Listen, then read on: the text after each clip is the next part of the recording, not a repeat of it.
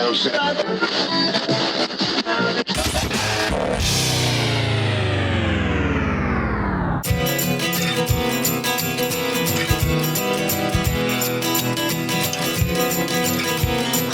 right,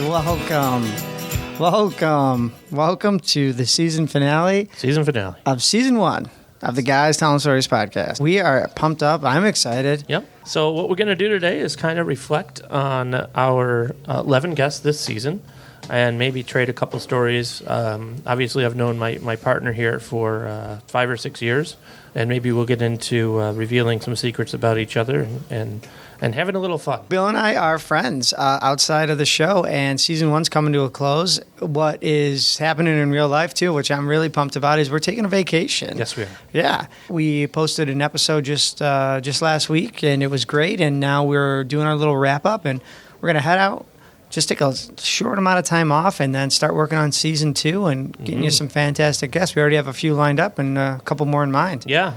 I think in the last episode, we asked for people to send us their requests for possible interviews, and it's nice that some of you responded already, so thank you. Yeah. You know what? Great reminder, Bill. If you have heard John Gavigan's episode, our last one, episode 11, or if not, if you're new to the show and listen to this one first, stop. What are you doing? Go back and listen to episodes 1 through 11, okay? We had some great guests, but when you finally get to that, okay, here's the deal. We are looking for some nominations for season 2. What you can do is head to guystellingstories.com and click the nominate button. There's a little form there. We basically want you to say, hey, we've met some really cool people along the way. I know somebody I think it would be great to, hear a story from. They tell good stories. They're fun to be around. Rich and Bill, take a road trip. I love road trips. Yeah. Hey, try to get them on the phone if you guys can figure that one out. Yeah. We will. Or, have them come to you. And if that's the case, then again, please just at least give us the idea and we'll do our part and reach out to them. Just head over to guystellingstories.com, click that nominate button. That'd be great. So, Bill, I just want to say right off the bat, I'm thankful to the listeners. Yeah, we've had a lot of listeners, and it's nice because, you start this cold, neither one of us having any experience doing this, and to actually create a little bit of a following is cool.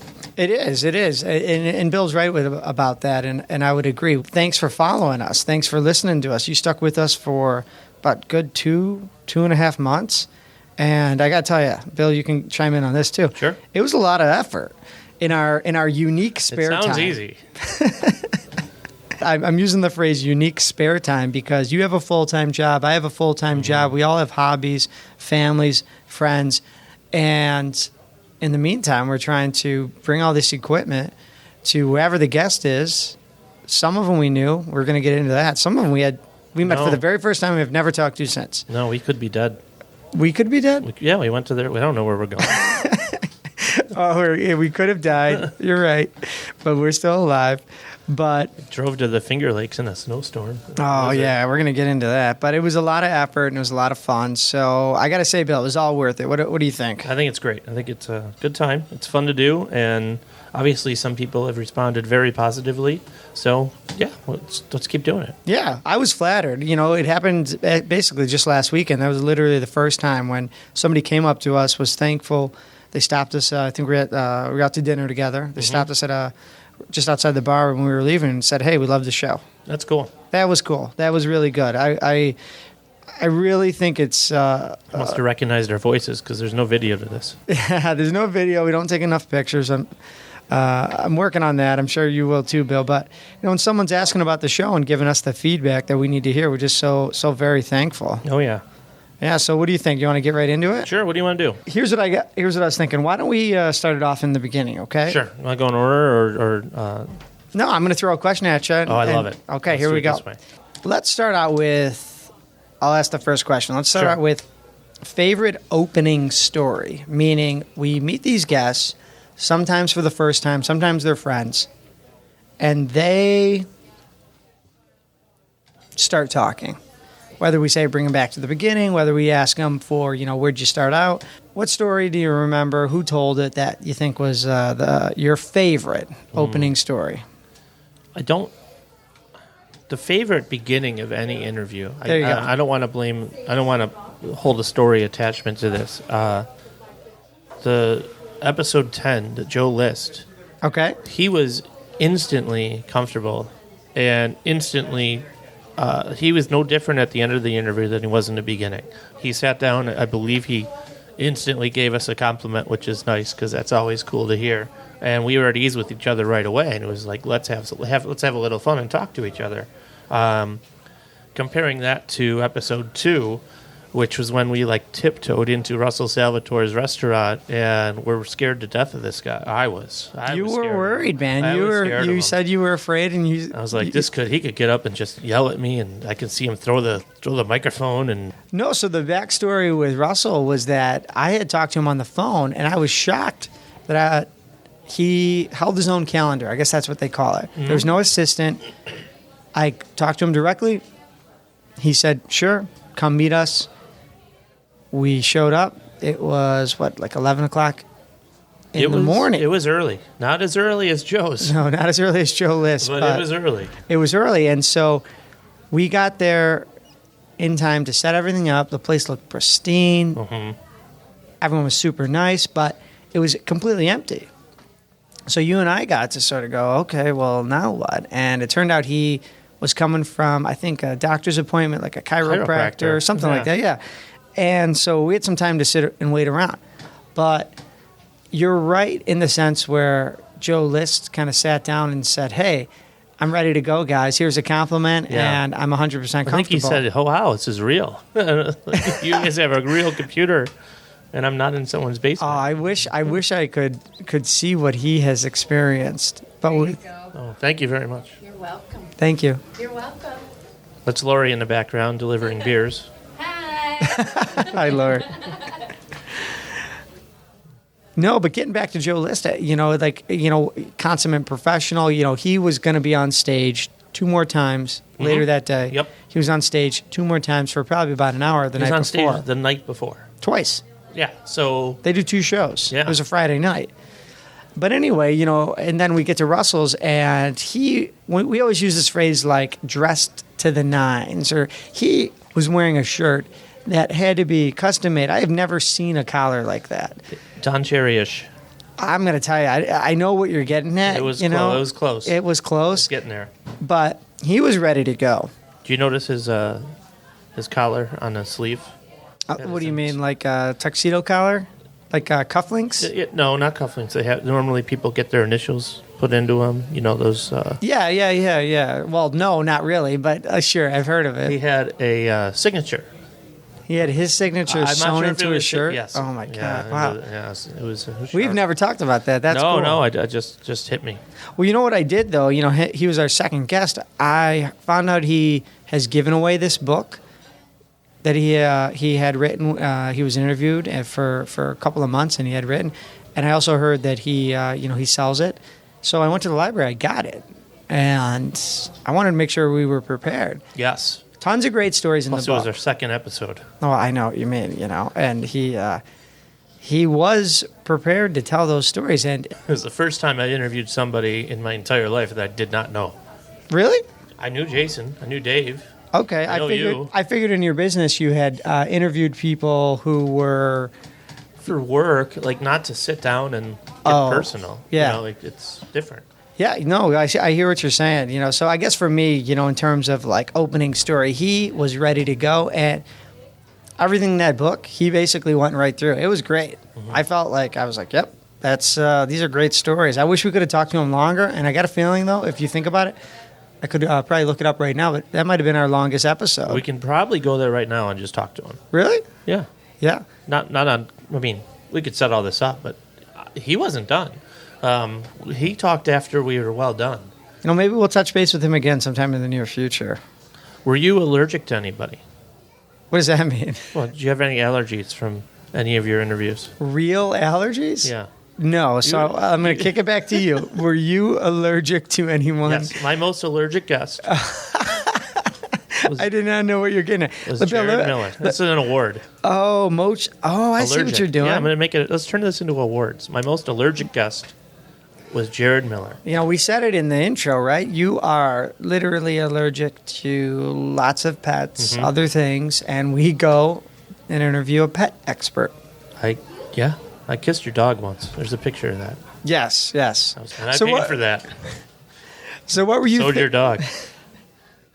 What were you thinking when we were walking in to interview a pet expert? I told you we weren't going to his animal sanctuary, which honestly he invited us to. So I know. You know, shout out to Jared Miller again. He, you know, we got in touch. I'm going to recap real quick. I guess we got in touch with him through a mutual friend, family friend, and he gave us a call. And here's this guy, Bill, who is on television. I had seen him on Steve Harvey like last week. I knew about his animal exploration show. You know, and he's like, I'm allergic. He tells a story about how he's allergic to animals too. What'd you think about that? I'm just like, well, you're like, if you're allergic to animals, you avoid them. You don't just power through it and cry all night and tear up and itch and. I had love for animals, though. I guess that's how. I don't have animals. I used to. When he told that skunk story, and again, if you're listening to this and you made it this far, go back and listen to Jared Miller's episode. He was all of them. Episode 5. I have a feeling we're going to talk about almost all of them here. So. Well, hey, we're going to keep this thing going. But Jared tells us this story about saving a family of skunks, and that I don't know where this story came from. Ruining for me. his mom's car. It completely ruined the car. Mom's car? Yeah. So. Yeah. I mean, my poor dog got blasted by a skunk once, and I told this story. He smelled for a year. So I'm thinking to myself, like you're saying, you got this love for animals, you got this, this hate for animals if you can't stand them or physically can't be around them. Jared's got this, innate love for nature, for animals. I give him all the credit in the world. So I went back. And they have an open mic night at the bar that they have. Yeah, Tap House. And I popped in, and Jen and Jared were both there. She was doing good. It wasn't really open mic, I guess. Maybe it was just a band. Either way, it doesn't matter. So I just wanted to pop in and say hi. I was down in the area and shook his hand and talked to him for a little bit. And I get in the car, and I must have rubbed my eye, and my eye's all... And I was like, crap, I did it again. I see. You're actually allergic to Jared Miller. I'm allergic to Jared or Jen.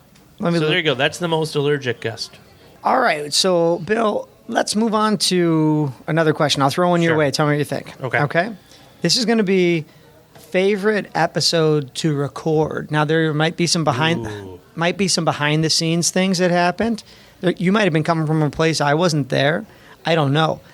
But again, let's recap for all the listeners out there. We literally are bringing this equipment to every single different place that we're recording. Yeah, we go into these things a little bit blind. And it just takes a streaker, a screamer, a baby, in a restaurant or wherever we are, which we're in one now, to ruin like the best line out there. Oh, you're right. There's a lot of risk in doing it. And I guess, having the... what do they call it when you're kind of a rookie? Wet feet, wet hands, wet behind the ears. That's it. Wet behind the ears with this. Yeah. We just figured let's just do that because it's important that in business, which it's not necessarily a business where we're trying to make money off of it, but it's a business sense. There's an organization to it. You can say, well, we'll on your schedule, we'll come to you. Right. It already puts them like, oh, that's cool. Like, that's nice because that's not how other people work. It's just easier. We could have this stuff set up in my office. And it just sits there. And just, meet us at the office. And, we could put a little fridge in there and try to make people comfortable. But people are more comfortable in their own environment, which means we can probably get more out of them just because they're more comfortable. Yeah. Yeah, and even if it's a public place, we're on their schedule. So, Dave and Jason have a brewery. Obviously, we go to their brewery. Russell's has Russell's, so we go to Russell's. But Joe Liss is from out of town. So he suggests, let's do it at the coffee place right across the street. You know what? And that could have been a disaster. It could have been a disaster. Coffee, we got... I said it in the episode, blenders and babies, and it worked out okay. So let's get back to the question then. Oh, what was the question? So here's the question. Favorite episode to record... why. This is personal, by the way, because Okay. I'm going to have a different one. I can tell already. I'm going to have a different one. Okay. Doug Allen was my favorite. Okay. A couple reasons. One, I've known him a while. I have a little history. I did earlier. I said I haven't interviewed anybody. I did interview Doug Allen to try to get a job as a journalist, an online journalist. So hang on a second. So you had interviewed him before, or that didn't work out? Interviewed him for an online media where you had to produce something as a sample, and they were hiring Cool. freelance people to do it. Would have gotten minimal pay to do it, but it was about hockey. So I figured instead of interviewing, why go through the same routine? I wanted to show that I could be a little different. So let's get someone else's perspective who's also at all of these games and kind of interview him as a fan that works there. It didn't work out. With the interview? But you did interview him? I did. I sat down with him at his place of work. I met him there, and we sat down over lunch. Nice. And it was about a half hour long. Simple 11, 12 questions. Q&A, though. And there's a discussion period before, and he's like, so why are you here? And I had to explain to him what I'm doing. So there's a get to know you before that. Kind of like what we do with our guests a little bit. Sometimes we'll spend a couple minutes just saying hi. And I was writing a fantasy column for ESPN for the Buffalo Sabres. They had basically a fantasy page, and I was writing for that, which was a free job. You get nothing out of it except to brag that, hey, I'm on ESPN right now. Yeah, well, we got to talk about this again later. So you get nothing for it. You have to update once a week, and it's only based on fantasy hockey. So you can't throw in your comments. It's not a bias. It's not a, what's it called? You write your opinions. It's not an opinion page. It's not a... editorial. Thank you. It's not an editorial. It's who got what points, who got called up, what goalie's going to start, things that are real, roster moves, who got moved up to the second line. It didn't get you any type of press pass. You couldn't do anything with it. It's based on general knowledge, and there's 30 teams, so everybody had one of these guys doing it. Right. And were you asking him fantasy style questions? No, this was when I was applying for the next position where I could start doing a little more editorial commenting. Yes. People will click on it to hear what I think of the Sabres and why I think they're not going to end the season well, or why I think they're going to go on. It was more about what I wanted to do, and you get paid for it.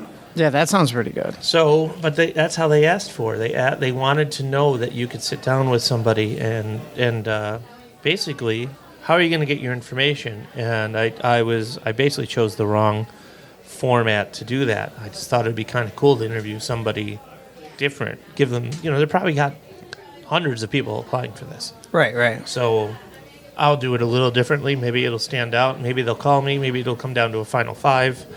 That interview was part of the entire, you had to fill out the whole interview form, which is like, how do you know? Do you watch games on TV? Do you go to games? And I was just like, well, I watch all the away games, and I go to all the games. So. Right. Yeah, you should have been the perfect guy for a job like this, but...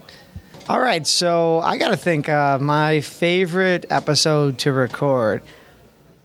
That's a tough one. I know. You know what I got to say is my favorite episode to record would be the Steve Ballesteri episode. Oh, yeah. Steve is such an amazing performer, such a genuine guy. Mm-hmm. And out of the kindness of his heart, no episodes had even been, I think, aired yet that he had heard, and he agrees to meet us in between gigs. Yeah, that was kind of cool. He already has a show he was, probably doing the night before. He has one he's doing later that night. He's like, yeah, I can squeeze you guys in. And he was just such a professional. He's a super nice guy. You're right, genuine's just a very nice word. He's nice, and he's very good at what he does. Oh, he is. The fact that we got to see his show before interviewing him, I think really helped, because when we saw that band and he's leading it, and he's got 2 drummers, 3 different singers, a DJ, Oh my God, we had a blast, and I want to go back to another show with everybody. We just haven't had the time New to. New Year's is coming up. New Year's Eve. I know he always does a New Year's Eve show. I know he does a New Year's Eve show. I think he does a Christmas show, but we'll find him. We'll track him down. No, it was just my favorite episode because he talked from the heart. And, when we released it, compliments to you, Steve, it was probably our biggest release in terms of just downloads, shares. Like on that first day, there was so much love for Steve, and you knew it was for him because we were so new. It wasn't for us. No. Well, he has 47 people in his band, so that probably helped. When you have 11 band members, everybody's looking to 11 show was real. My number was made up. 11 was when you have 11 band members, it's a lot of love. But you know what? It's a lot of love for a guy that deserves it. So. Steve, thanks again. He had 12 for a while. Remember when I jumped up there with the tambourine? You were dancing. Yeah. I don't know where you found that triangle if you brought that. 12-piece band. Yeah, you played it well. Just thought maybe he'd want to add a number. All right, well, let's keep it going, Bill. We got we got one I think you're going to have to give a little bit of thought of, so don't rush the answer. No problem about love that. These questions. Okay, we're sticking to favorites, okay? Okay. Favorites, obstacle or defeat story from a guest. My favorite was because it was funny and unexpected was Heather. I think it was episode 6. Okay. Just like out of nowhere, she's like, well, I wanted to be an actress. And it's like, what? Because it came out so quick. I didn't know. Like we do a little background information on her guest, obviously, especially I've met Heather a few times. So I looked her up and you learn as much about him as possible so you can kind of not be blindsided by something like that. And she pretty much says right away, well, I wanted to be an actress. And so for you interpret that as a obstacle. it's totally an obstacle because you're 100% behind a decision to do something, and your fallback plan ends up being, for her, fortunately, something that was there, but nothing is what she planned on doing. And when you can, maybe it just rings similarities in my career path, but to me, when you want to do something in one direction and you make a 180-degree turn and do something else, that's obviously something that you didn't plan, and it's a maybe it didn't answer the question the right way, but that's. Hey, no, just answer it honestly. No, I'm thinking about her whole interview. She had so many amazing stories to tell. If you think about her back in college, and she had the little known fact that she was an actress, we didn't really elaborate on that. I wasn't prepared to. Well, no, but if you think about it, she probably spent the next 10 years, quote unquote, pivoting to a new place in her life, and then 10 years later, she's literally owning and running this company, blogging for all these amazing, tech sites, and she also recognized that she wasn't good at it, which is hard to do. If you go to school and you want to go and do something and you're doing it and it's what you want to do, it's very hard to look in the mirror and say, I'm not going to make it as this. I need to change. I'm not sure if that's entirely behind her decision to not do it, but she admitted in the episode that she wasn't good at it. No, I know what you're saying. I know comparably, obviously, because I'm going to transition here to, for me, what I think was my favorite, obstacle or defeat story. And it kind of has to do with our road trip. Oh, nice. I'm totally expecting you to yell road trip every time I say road trip. It has to do with our road trip. I thought you did it. You kind of yelled it. Road trip. You yelled it. You yelled it yourself. You didn't say it. It sounds different, man. Well, nice job, buddy. Sorry. I was drinking. That's okay. No, so my favorite one had to do with our road trip. Road trip. Fred Frank. Nice job, Bill. I was drinking again. Oh, that's all right.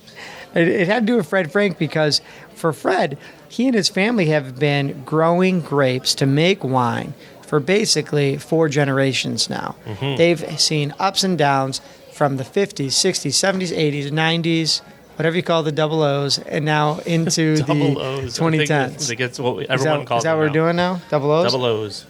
Road trip. Well, so Bill and I decided to go take this road trip. We have a free day to drive a good 3-4 hours basically through a snowstorm in the middle of the winter to go to a winery that we've heard of, we've been to, we know is well renowned and respected. And let's be honest with ourselves. We've never talked to these people once a day in our lives, and we're going to go sit down, and this interview could go sideways. South quick. Yeah, who knows where it's going to go? Well, this road trip, we took a drive. It was snowing, and we show up, and we hear about this family. And I'm going to talk about the family in terms of all generations who've dealt with, immigrating to a new country and having these credentials of being a doctor who understands how to grow grapes to make wine and not having anybody respect what you already know. Having a family transition from being successful and now making wine, but maybe suffering some harsh winters, maybe, growing the business. All the way into, Meg and Frank with the next generation. So, just thinking about how they've persevered generation after generation. For not much. What do you mean? For survival of the family, more or less. It wasn't really about not having what they have now, which is this beautiful winery and a huge new tasting room and stuff. It was basically about, we're here, we need to do this, or we're going to go work for some other winery. No, they did it right. And, for Dr. Frank, he figured out successfully how to grow those grapes, European style, and then produce those wines. And for Fred, he and his family bought other land to grow different types of grapes to be successful. The Gurnewatzers. Yeah, Gewurz, they call it? That's it, Gewurz. Yeah. Short and everything. We got to go back there, Bill. I'll have a G and a C. That was great. We got to go back there. And a shard. I tell you what, after our vacation, we're headed there. Let's go there in the summer. Go say hi to Fred and meet Megan. That'd be great. So during that episode when I took pictures, you remember me taking pictures? Like you were talking or he was talking, and I was just like, Did we actually take some pictures? I'm going to stand up and take pictures. So I left. I took my headphones off, stood up, and grabbed the camera, and I'm going to take pictures of Rich and Fred. And I do, and all you hear, I can't believe you didn't hear this. I heard it when I listened to it. All I hear is the... Oh, the shutter. The shutter. Shutters aside, we need to take more pictures. We got to take pictures. By the way, we are now accepting applicants. There's no pay involved. No. Go ahead. I'm ready. If you're 21 and over, you might get a beer. What's this? We need a photographer. Oh, absolutely. So it's on... There's very few perks, and it's on our schedule. So if you're interested, let us know. Yeah, I'll try to sell that. Basically, I think they call it an intern. That's it. We need an intern. We need one unpaid intern for a season. You get college credit, I think. And sure, you are going to be taking care of whatever we need to help with to manage a new and noteworthy iTunes #1 podcast for arts, business, society and culture, and personal journals. And it'd be nice to have a third person to throw things off of, just sit or down maybe just throw things at. Oh, you just lost 2 of our 3 people that were thinking of doing this. Hey, you know what? When you're an unpaid intern, you gotta roll with the punches. Okay, so send those requests to us as soon as you can, and we'll go through the application, and you'll probably be accepted. Sounds good. All right, well, let's move on to the next one. You ready for that? Yes. Okay, so we did favorite opening story. We did, favorite episode to record because of some of the behind-the-scenes stuff. How about just favorite story? Oh, my God, this is easy. For any reason. Go ahead. Episode 10, Joe List. My favorite story by far. Go on. Was the girlfriend who left him and obviously had to move to a different continent. So interesting. So he lost his girlfriend. Joe, sorry, I'm not rubbing it in. I think you're fine now. He's happily, so paired up now. Yeah. So Joe, obviously, if you listen to this, the story. So I'll be brief about it. Loses his girlfriend, is on the last comic standing this time around. Yeah. The time absolutely. before. Oh yeah. His girlfriend, he had a girlfriend, and the girlfriend moved to a totally different continent. Gone. See ya. And he loves his girlfriend. Oh, yeah. And he doesn't, he misses her. He's on the road. He's doing stuff. So he gets on Last Comic Standing again. And What a guy. He wins He moves to the next round. He moves to the next round. I think he talks. If I got it right, it was hard. I think he was like the last person that they called to move to the semifinals. Yeah, it seemed like he had barely made it to the semifinals, and then because of editing or what have you, they completely cut him out of the entire show. They cut him out. So you don't see him on the episode, but during the course of the recording, he thinks he's on it, so he messages via mouth movements. He's like, "I love you."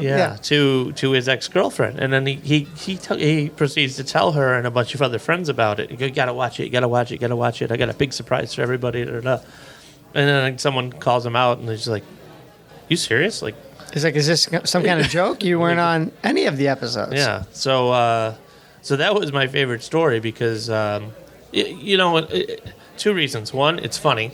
Two, it was one of those things like, what was your humbling moment? What was, a setback? And a lot of people don't want to reveal things like that. And he was very open and honest. He's like, I love the girl. And I was, and then he went on to show later on how it helped him. It did help him, because he got back on the show. Yeah.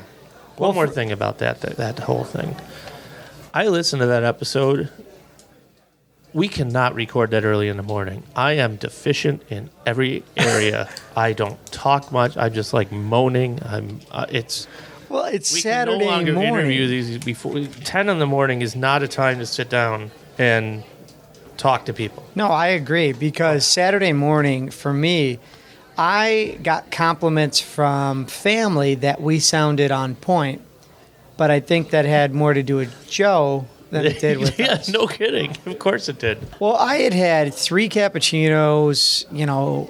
We met to record the intro, and you had played hockey the night before. You were beat up. Yeah, that's right. And forgot about the hockey. Oh yeah, so.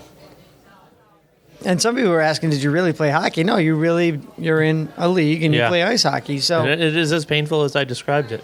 Yeah, so you were sore, but Joe was great, and I wish him honestly the best of success. I listened to his podcast a couple times, since the episode aired, and I laughed. Those guys are, he said, irreverent. They're just hilarious. Tuesdays with stories. I mean, Joe, we wish you the best of luck, and we can't wait to interview you again sometime in the near future. And keep going with the podcast; it's hilarious. You guys, he's good. Oh, they're so sarcastic. I love it.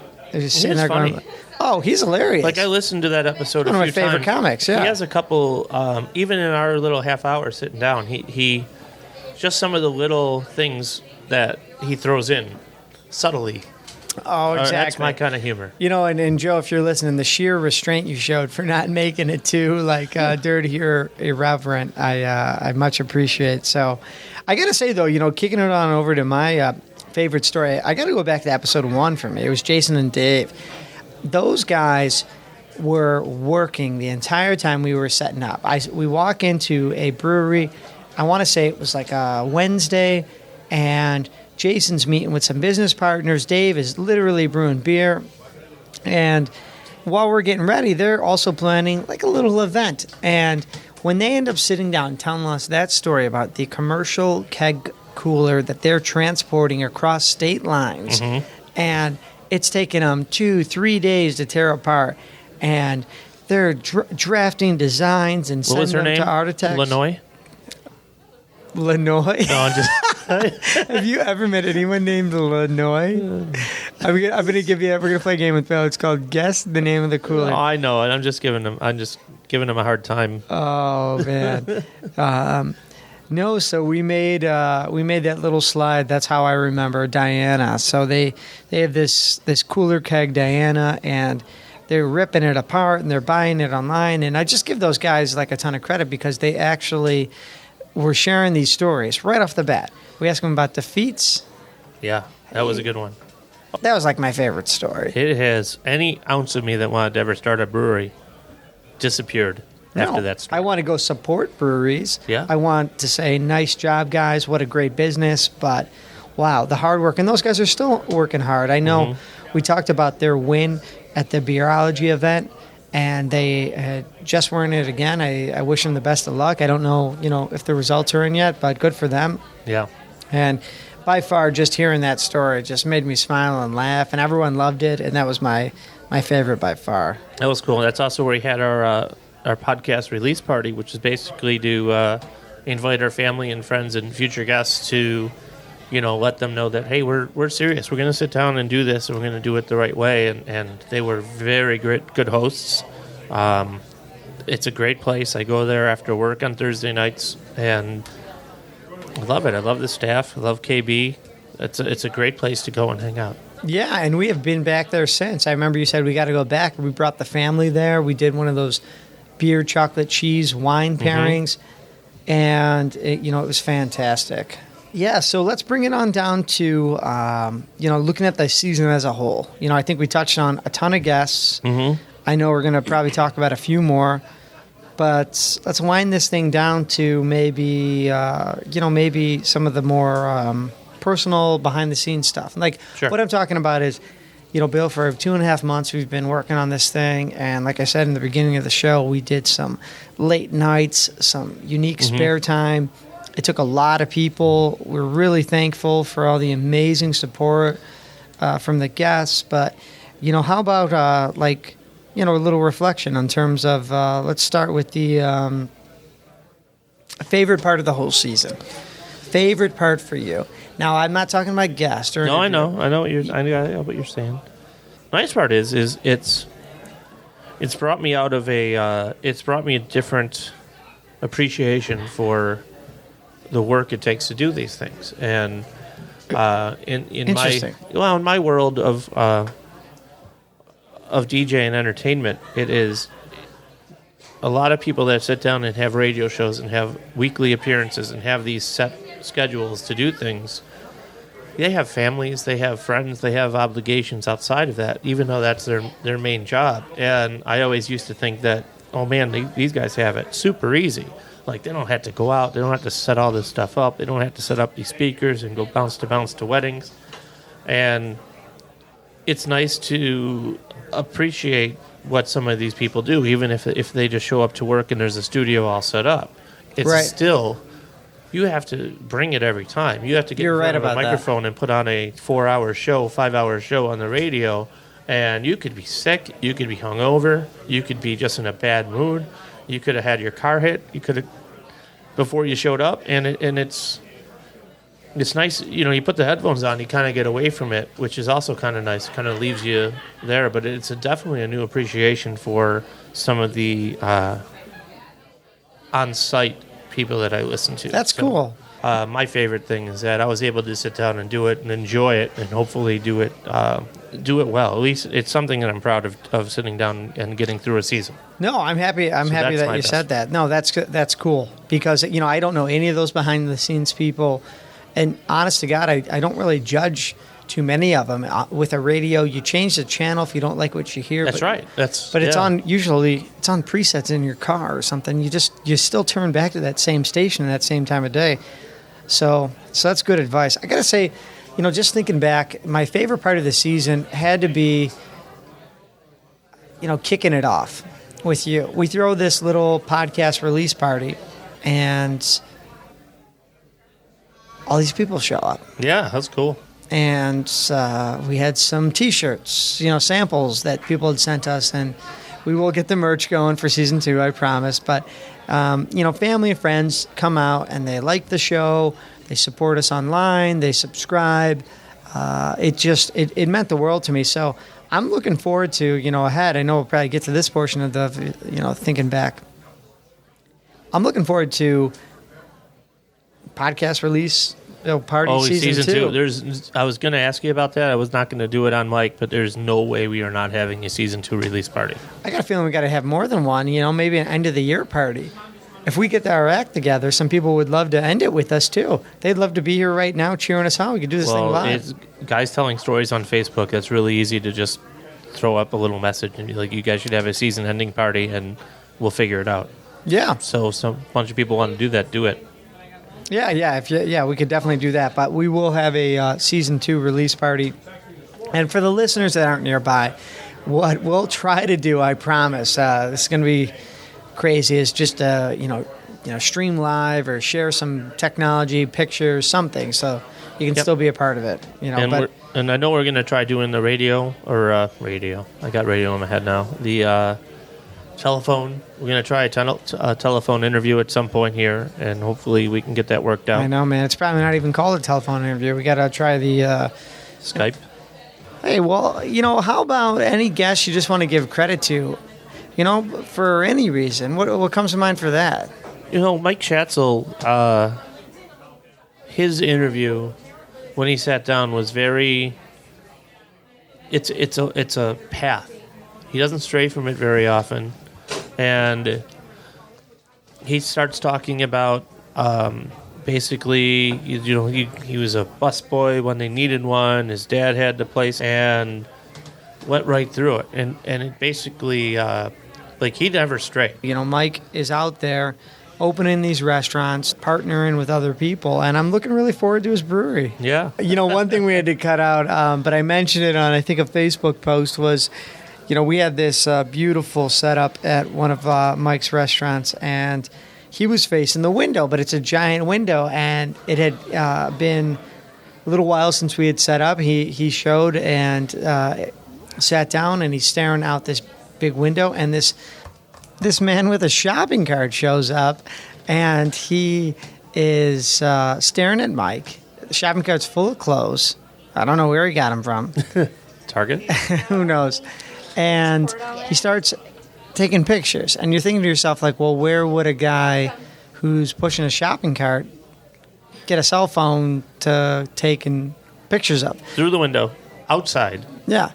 What a professional, though. Mike looks at him, smiles, poses for a couple of photos, laughs it off, and keeps doing the interview. So got to give credit to a guy like that who can probably come from 10 different business meetings, sit down, do an interview with us, and laugh off, I guess, like a paparazzi for taking a couple of pictures through the window.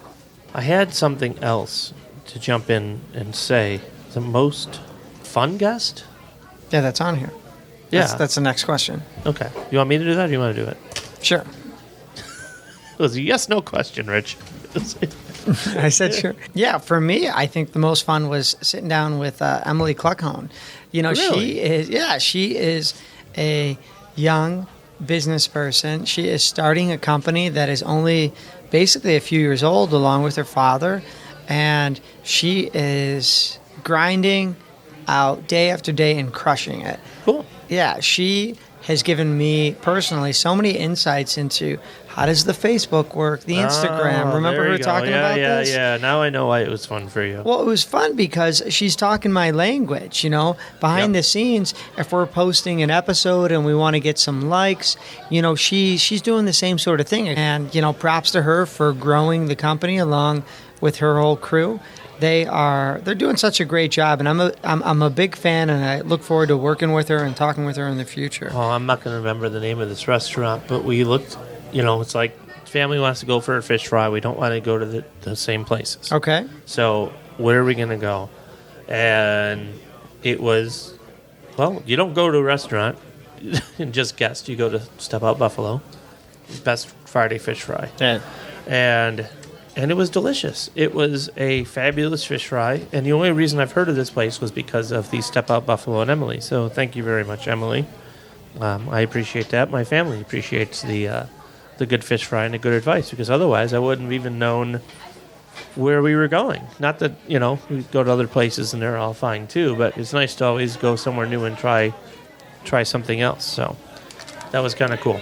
What about for you, a most fun guest? Our last guest, episode 11, John Gavigan. That was our last interview, and since then I've met a few people that work in that building who have been like, oh yeah, it's cool, people are great, snacks and pizzas, and there'll be pizza tastings and pizza tastings, snack time.